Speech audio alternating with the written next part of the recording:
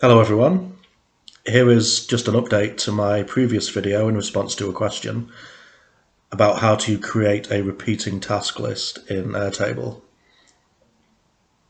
Previously what we had was a task list where when you marked it as completed, the next task was just set for 1 week later. But what you might want to have is a task list where for every task that you complete, you want to set a different date for when it's next due. And that might be 1 week from now, 2 weeks from now, 3 weeks from now, etc. So all you do here is, instead of having your tick box, like we had on the previous version, we had a tick box for when the task was complete. Here we have a single select menu, and you just add your options into that, and they can be whatever you want. I've just done 1 to 6 weeks for the purposes of this demo. But you might have, 3 days, 4 days, 6 months, whatever. All you do then is you use your date completed field to monitor that next field. So it's just monitoring the specific fields, the one I've called next. And your formula field is giving you the next due date based on whatever you select here. So let's just test that and see it running, and then we'll have a look at the formulas. So here we've got task number 1, that's due today, the 23rd of March, and we want to signify that we've completed that and remind ourselves to do it again in 4 weeks' time. So all we do there is we select the 4 weeks option. The date completed is the 23rd, which is today. 4 weeks from now is the 20th of April. And we can see that the complete has also gone from no to yes to indicate that that's been completed.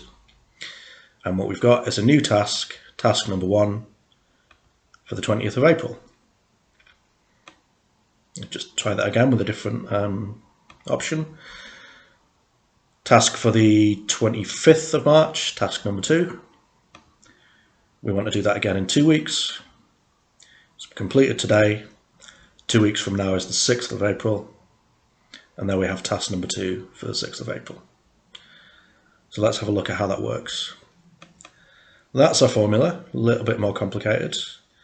And I'll just show you it over here in another tab so we can see it clearly. It looks like that.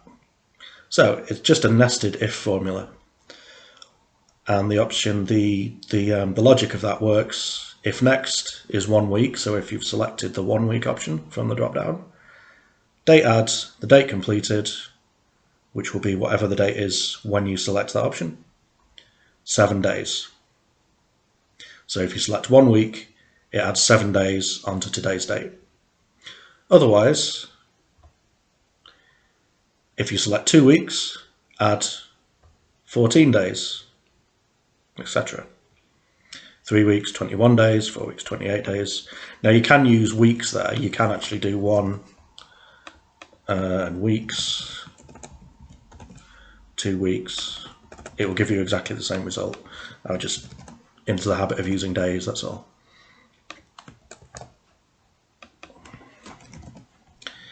In Airtable you can use days, weeks and months as your options there.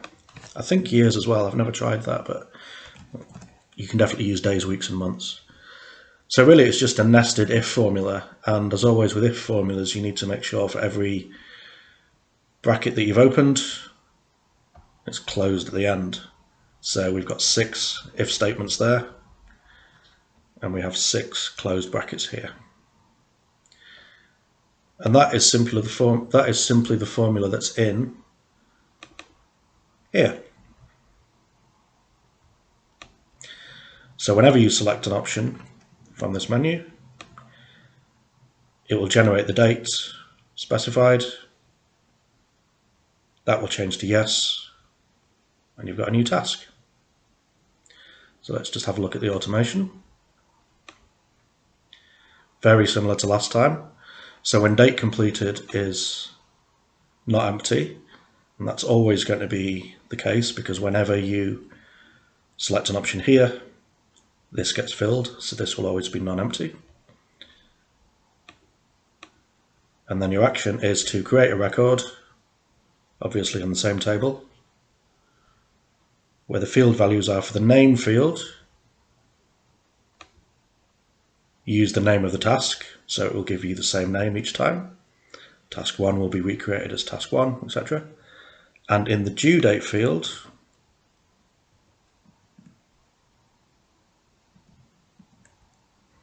that's here,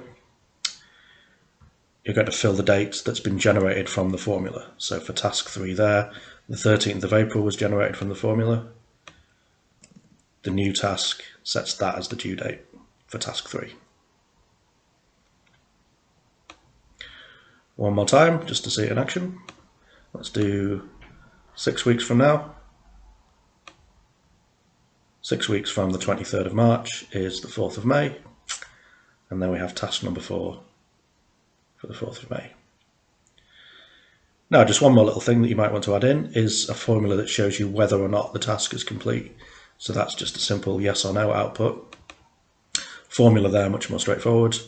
If the date completed is not blank, so you just use exclamation mark equals double quotation marks there, then yes, otherwise no. So if the date completed field is filled, you see we get yes. And if it's empty, you see we get no. What you can then do is have a view of the same table, which I've just called to do, which is filtered by whatever complete is no. So it'll only show you your incomplete tasks. So back in all tasks, you've got everything, the things you've completed and the things that you haven't. You may not want to see the completed ones anymore. So you can create tasks in here. You see we've got 4 incomplete tasks. But we might want to create another one, task 5. That's due, for example, next Thursday, the 31st. And you will see that that is now in the to-do list because it's not yet been completed, task 5. If we have completed it, however, and we want to remind ourselves to do it in 2 weeks, we select 2 weeks. You'll notice you'll get the orange sort of highlight which you get whenever a record has been filtered out. Once you come out of that, you will notice that the task 5 for the 31st has disappeared because it's now complete. And you have a new task 5 for the 6th of April. Back on there you see there's the completed ones. Back in your main view, of course, you can also group by yes and no, just to make that a little bit easier. So you've got your due tasks there at the top and your completed ones at the bottom. That's another option, or you can go with the simple to-do list. That's all you need to do. I hope you found that useful and informative. Thank you very much for your question. I'm going to try posting more Airtable videos as time goes on. So please like and subscribe and comment and all that jazz. And I will see you again soon.